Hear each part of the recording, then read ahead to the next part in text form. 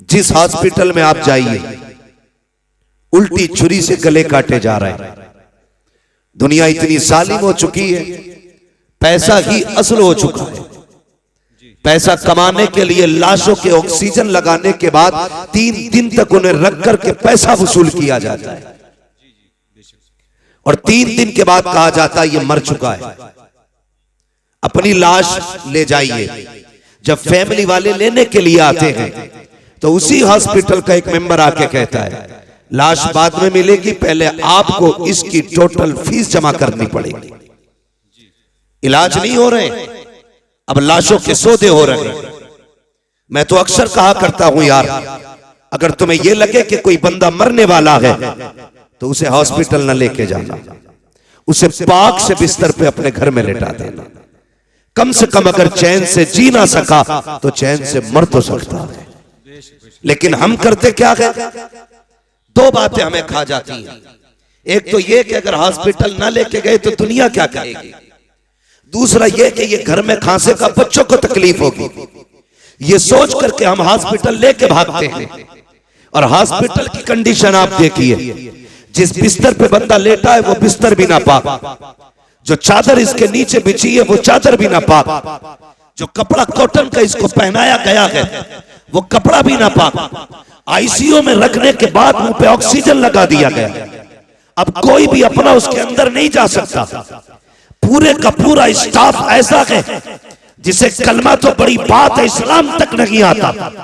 मुझे बताओ अगर रूह निकलने लगे कितनी बेबसी की मौत होगी, जहां रहमत के फरिश्ते तक ना आए। मरते वक्त कौन क्या चाहता है, हर शख्स ये चाहता है मरते वक्त मेरी रूह आसानी से निकल जाए। क्या ही अच्छा हो तेरे घर के अंदर तेरा बाप लेटा हो, पाक बिस्तर हो, पाक चादर हो, पाक लिबास हो, इधर रूह बदन से निकलना शुरू करे। अगर बेटे को कुरान आता है तो बहुत अच्छा, भतीजे को आता है तब भी अच्छा है, खानदान में किसी को कुरान आता है तब भी अच्छा है। मैं जानता हूं अगर खानदान में भी किसी को कुरान नहीं आता होगा तो कम से कम बेटों को इतनी गैरत तो आती होगी।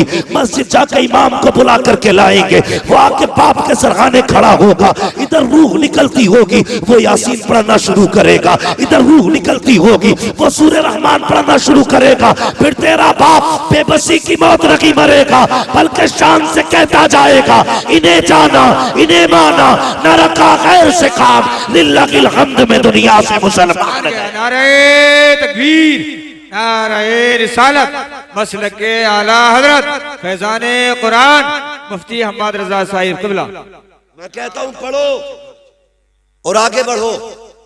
कम से कम मैं एक बात बता दूं, खुदा की कसम खा के कहता हूं, इससे बड़ी कसम कोई नहीं, अल्लाह ने मुसलमान के सीने में रहम रखा है, मुसलमान के दिल में रहम रखा है। वो कितना भी बड़ा दुनियादार हो जाए किसी न किसी गोशे में रहम रहता है। जी अगर आपका बेटा MBBS होगा, कुछ नहीं PUMS ही हो जाए, कोई गरीब रोता हुआ आएगा तो कभी मुस्तफा के नाम पे उसे फ्री दवा मिल जाएगी, कभी हुजूर के नाम पे उसका फ्री इलाज हो जाएगा। कम से कम कुछ भी ना सही और बढ़ के बात करने लगा हूं, ये मैं किसी पे तंज नहीं कर रहा हूं, ये कड़वी सच्चाई है। तुम जानते हो हमारी बेटियों को जब ऑपरेशन थिएटर के अंदर ले जाया जाता है उनके साथ क्या सुलूक किया जाता है कोई नहीं जानता है। उनके जब कपड़े उतार दे जाते हैं कौन सी बदतमीजी नहीं करते जालिम। मैं चाहता हूं जब तेरी बेटी का ऑपरेशन हो वहां पे कलमा पढ़ने वाला खड़ा होना चाहिए, दीन की बेटी खड़ी होनी चाहिए, ताकि उसके सतर को अगर कोई कुत्ता खोलना चाहे हाथ बढ़ा के कह दे ना ये सिर्फ तेरी बेटी नहीं, ये मदीने वाले की भी बेटी है, मुस्तफा की बेटी है, इसकी इज्जत को हाथ ना लगाना, इसकी इज्जत हमारी इज्जत है। खुदा की कसम खा के कहता हूं अगर तेरी बेटी MBBS बन जाएगी, सर्जन बन जाएगी, मैं नहीं जानता दुनिया क्या कहेगी, लेकिन इतना जानता हूं बेशुमार बेटियों की इज्जतें महफूज होती नजर आए। सुभान अल्लाह, सुभान अल्लाह। बहुत बढ़िए और आगे बढ़िए। बहुत अलग नजरिया रखता हूं मैं, पढ़ो, मैं मुखालिफ नहीं तालीम, पढ़िए। हमारे पास क्या नहीं है, कमेटी वालों अल्लाह आपको सलामत रखे, सिर्फ जलसा न करना, सिर्फ उर्स ना करना, अल्लाह तौफीक दे तो पूरा साल हुजूर की उम्मत की खिदमत भी करनी है। जी जी बेशक करेंगे इंशाअल्लाह, इंशाअल्लाह सारे वादा करो इंशाअल्लाह। हाँ, ये वादा करो उम्मत की भी खिदमत करनी है। और अरबाब मिंबर की बस दुआएं चाहिए। हमारे पास नारे भी बहुत हैं, ठीक है, उर्स भी हमारे काफी भारी होते हैं, लंगर भी काफी बड़े होते हैं, और ये होने भी चाहिए। ये सुन्नियों की पहचान है। मैं खत्म करने की बात नहीं करता, ये सुन्नियों की पहचान है।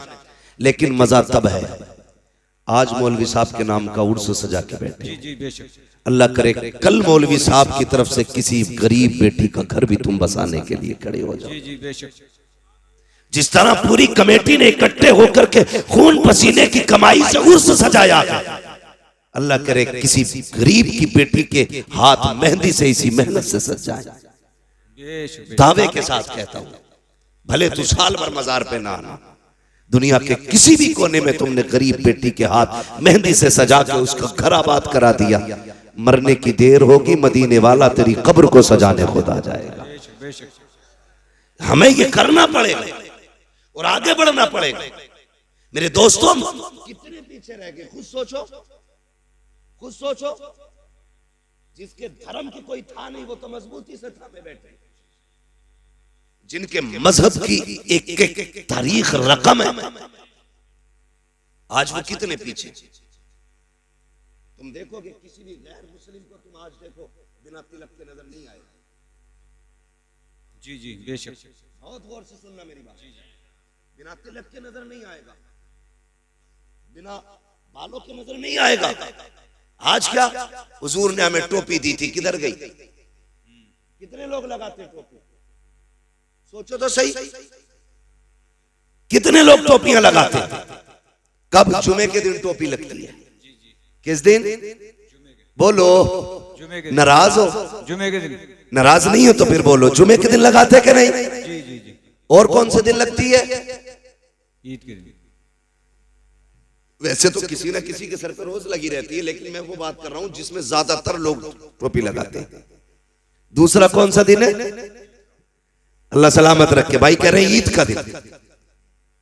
और एक दिन और आता है जिसमें सारे लोग टोपी लगाते हैं, वो दिन आता है रबीउल अव्वल शरीफ का दिन, हुजूर की विलादत के दिन।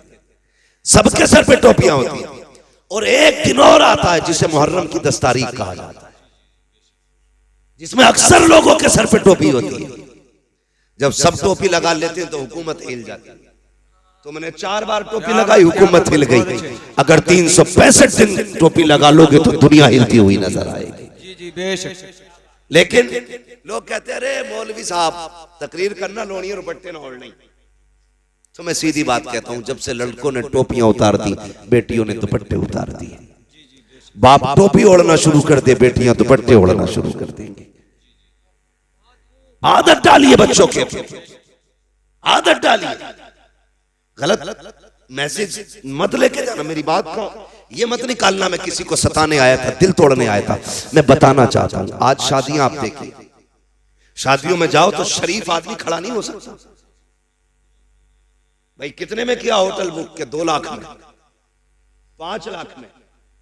और एक इज्जतदार आदमी अंदर एक लुकमा नहीं खा सकता। हजरत को ले जाना, टहल टाल के बाहर आ जाएंगे, क्योंकि वहां जितने खा रहे हैं सब बैलों की तरह घूम घूम के खा रहे हैं।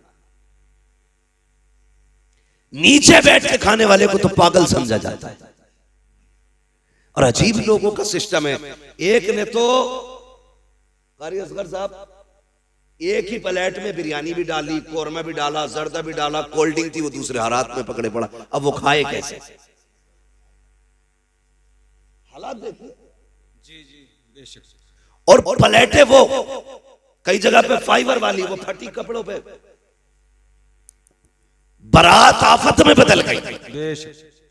हमने 4-4 लाख के मैरिज हॉल तो किए, हमने 10 रुपए का दस्तरखान नहीं बिछाया। हमने 10-10 लाख लगा करके दुनिया की शोहरतें हासिल की। क्या कि अच्छा होता जमीन पे बैठ के मुस्तफा की सुन्नत को जिंदा किया होता। क्या कि अच्छा होता। लो एक बात और बता दो, जो खड़े होके खाते हैं उनकी बरकतों का मामला ये है, उसमें डबल खर्चा आता है। जो बैठ के खाते हैं उसमें आधा खर्चा आता है। लोग कहते हैं ये फेंकने में जायक हुआ है। मैं कहता हूं नहीं, तुमने सुन्नते मुस्तफा छोड़ी इसलिए बरकतें उठा दी गई। तू बैठ के खा, खुदा की कसम जितने खाने में एक बारात का भला होगा उतने खाने में अल्लाह 2 बेटियों के घरों को आबाद करेगा। नारे तकबीर।